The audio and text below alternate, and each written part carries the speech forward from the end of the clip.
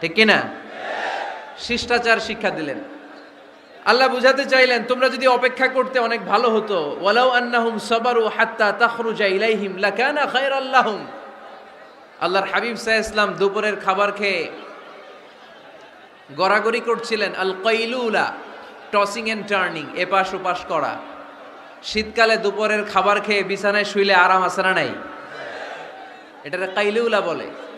আল্লাহর হাবিব সাল্লাল্লাহু আলাইহি ওয়াসাল্লাম যখন কাইলুলা করছিল, ঠিক তখন লোকগুলো ডাকতে আরম্ভ করলো, ইয়া মুহাম্মদ, ইয়া মুহাম্মদ, উখরুজ ইলাইনা, হে মুহাম্মদ আসো।